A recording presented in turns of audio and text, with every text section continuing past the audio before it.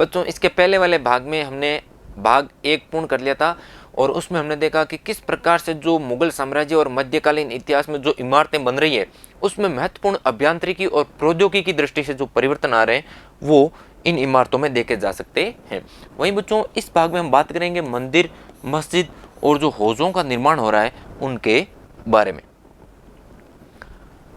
मंदिर और मस्जिदों का निर्माण उपासना के स्थल होने के क्रम में बहुत ही सुंदर तरीके से किया जाता था। उपासना के स्थल है इसलिए इन स्थलों का निर्माण बहुत ही सुंदर और भव्य तरीके से किया जाता था। वे अपने संरक्षक प्राय शासक विशेष होते थे। इनकी शक्ति, धन, वैभव और भक्ति भाव का प्रदर्शन भी ये मंदिर करते थे। राज राजेश्वर मंदिर का निर्माण राजा राजदेव ने अपने देवता राजेश्वरम इनकी उपासना में किया था। अर्थात जो राजेश्वर मंदिर है उसका निर्माण राजा है राजदेव, उनके जो देवता है राजेश्वरम, इनकी स्तुति में, इनकी उपासना में इस मंदिर का निर्माण किया जाता है। सभी विशालकाय मंदिरों का निर्माण शासकों द्वारा ही करवाया जाता था, क्योंकि बच्चों इन विशाल मंदिरों के निर्माण में अत्यधिक धन खर्च होता था और यह धन केवल और केवल शासक वर्ग या फिर जो धनी वर्ग है उसके द्वारा ही खर्च किया जा सकता था। इसलिए इन मंदिरों का निर्माण शासक वर्ग के द्वारा ही करवाया जाता था। मंदिर के अन्य लघु देवता शासक के सहयोगियों और अधीनस्थों के देवी देवता होते थे। मंदिर में मुख्य देवता के अलावा जो अन्य छोटे छोटे देवताओं की मूर्तियां होती थी वो जो राजा वर्ग या फिर शासक वर्ग है उनके जो संबंधी होते थे उनके लिए ये देवता होते थे। मुस्लिम शासक स्वयं को भगवान होने का दावा नहीं करते हैं, लेकिन जो फारसी दरबारी ग्रंथ है इनके उसमें सुल्तान की व्याख्या अल्लाह की परछाई के रूप में की जाती है। मुस्लिम जो शासक है बच्चों इस समय वो स्वयं को भगवान होने का दावा नहीं कर रहे, लेकिन जो इनके दरबारी कवियों के द्वारा जो ग्रंथ लिखे जा रहे हैं फारसी में, उन ग्रंथों में इन शासकों को अल्लाह की परछाई के रूप में दिखाया गया है। सत्ता में आने पर प्रत्येक राजवंश के द्वारा शासक होने के अपने जो नैतिक अधिकार हैं उन पर जोर दिया जाता कि हम ही शासन क्यों करेंगे, ये हमारा क्या है, नैतिक अधिकार है, इसलिए हम क्या करेंगे, शासन करेंगे। इन बातों के ऊपर इन शासकों द्वारा जोर दिया जाता था। उपासना के इन स्थलों के निर्माण में शासकों को ईश्वर के साथ घनिष्ठ जो संबंध होते थे उसकी उद्घोषणा करने का मौका मिलता था। अर्थात ये जो स्थल शासक वर्ग के द्वारा उपासना के बनाए जाते थे, इनसे शासक वर्ग का ईश्वर के साथ में संबंध स्थापित करने का मौका दिया जाता था। इन शासकों के द्वारा विद्वान और धर्मनिष्ठ जो व्यक्तियों को अपने राज्य में आश्रय प्रदान किया जाता था और अपनी राजधानियों और नगरों को महत्वपूर्ण सांस्कृतिक नगरों के रूप में स्थापित करने का प्रयास किया जाता था। जो विभिन्न धर्मों और जो तीर्थयात्री हैं उनको इन राज्यों में क्या दिया जाता था, आश्रय दिया जाता था और इसी से क्या होगा, नगर का सांस्कृतिक स्वरूप क्या होगा, अधिक विकसित होगा। न्यायप्रिय राजा का राज ऐसा होगा जहां खुशहाली होगी और पर्याप्त वर्षा होगी। अर्थात न्यायप्रिय राजा का संबंध किससे जोड़ा जा रहा है कि उसके राज्य में लोगों में क्या हो, खुशहाली हो और वहां पर पर्याप्त मात्रा में क्या हो, वर्षा हो। हौजों और जलाशयों के पर्याप्त निर्माण के द्वारा बहुमूल्य पानी उपलब्ध कराने के कार्य की यहाँ पर अत्यधिक प्रशंसा की जाती थी। हौजों और जलाशयों के निर्माण के द्वारा क्या होता था बच्चों, जो पर्याप्त मात्रा में जो पेयजल की आपूर्ति होती थी उसको सुनिश्चित किया जाता था। इल्तुतमिश के द्वारा दहली ए कोहना, ये दिल्ली के पास में स्थित है बच्चों, शहर का नाम।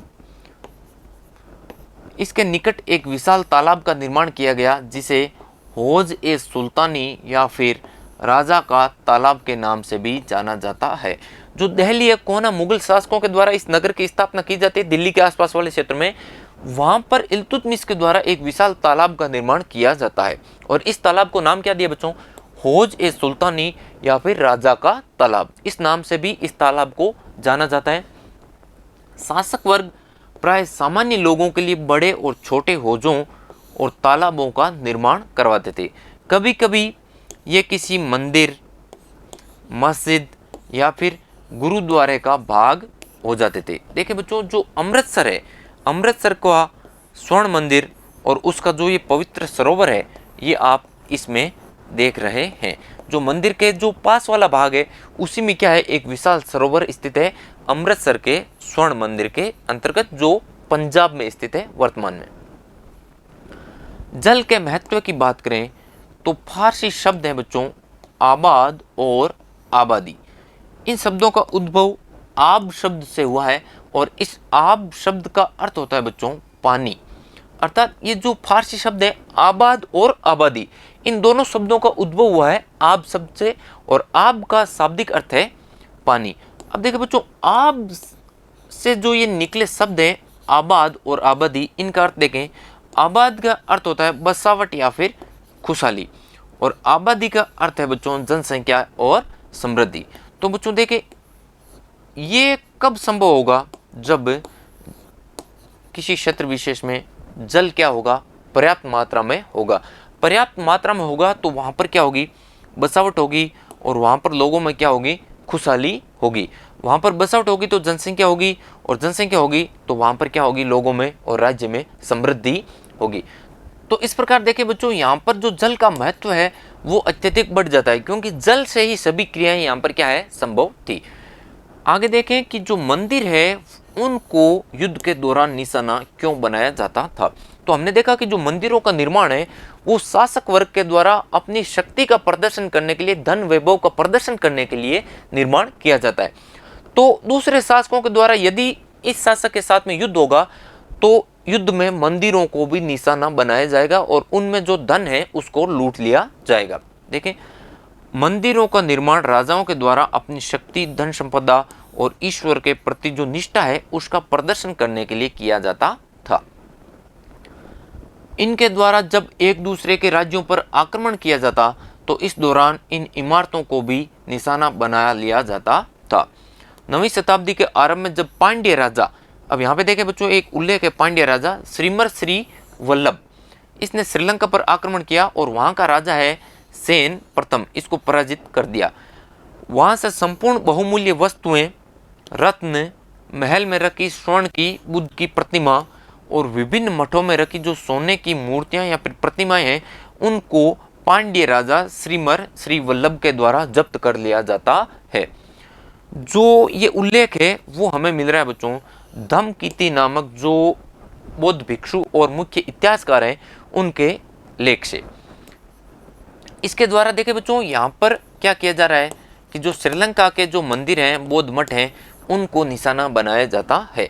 अब देखें इसकी प्रत्युत्तर में देखें बच्चों, इसका बदला लेने के क्रम में अगले सिंहली शासक अर्थात जो सेन प्रथम के बाद में वहाँ के जो शासक बने हैं सेन द्वितीय, उन्होंने पांड्यों की राजधानी मदुरई पर आक्रमण करने के आदेश दिए और जो बुद्ध की प्रतिमा है उसको वापस लाने हेतु इनके द्वारा महत्वपूर्ण प्रयास किए गए। 11वीं शताब्दी के आरंभ में चोल राजा राजेंद्र प्रथम ने अपनी राजधानी में बनवाए गए जो शिव मंदिर है उसमें पराजित शासकों से जो जब्त की गई प्रतिमाएं थी उनको भर दिया गया। इसमें देखें कि जो प्रतिमाएं हैं वो कहाँ से किस प्रकार से आती है। चालुक्य शासकों से प्राप्त एक सूर्य पीठिका, गणेश की मूर्ति और दुर्गा की कई सारी मूर्तियां शामिल थी। पूर्वी चालुक्यों से प्राप्त एक नंदी की मूर्ति भी यहाँ पे शामिल है। उड़ीसा के कलिंगों से प्राप्त भैरव और भैरवी की मूर्ति शामिल की जाती है। जो भैरव है बच्चों वो शिव के एक अवतार के रूप में पूजे जाते हैं। बंगाल के पालों से प्राप्त जो काली की मूर्ति है वो भी यहाँ पे सम्मिलित होती है। गजनी का सुल्तान है महमूद गजनी, राजेंद्र प्रथम का क्या था, समकालीन था और भारत के अभियानों पर उसने भी क्या किया, पराजित राजाओं के मंदिरों में और मुख्यतः गुजरात का जो सोमनाथ का मंदिर है उसको इनके द्वारा अपवित्र किया जाता है और धन और मूर्तियों को बड़ी मात्रा में इनके द्वारा लूटा जाता है। और सबसे अधिक यदि महमूद गजनी ने किसी मंदिर पर आक्रमण किया है तो वो है बच्चों गुजरात का सोमनाथ मंदिर। मध्यकालीन राजनीतिक संस्कृति में अधिकांश शासक अपने राजनीतिक बल और सैनिक सफलता का प्रदर्शन पराजित शासकों के उपासना स्थलों पर आक्रमण करके और उन्हें लूट कर करते थे। तो इस प्रकार देखें बच्चों, यहाँ पे एक शासक के द्वारा दूसरे शासक के ऊपर यदि आक्रमण किया जा रहा है तो धन और संपत्ति की दृष्टि से जो वैभवशाली जो मंदिर हैं उनको निशाना बनाकर लूटा जाता है और बदले में शासकों के द्वारा पुनः मंदिरों को और जो मूर्तियां लेके जाई जाती है उनको वापस लाने की योजना बनाई जाती है। तो इस भाग में बच्चों यह तक बात करेंगे और इसके अगले भाग में मैं आपसे बात करूंगा बाग, मकबरों और किलों के बारे में। तब तक के लिए धन्यवाद।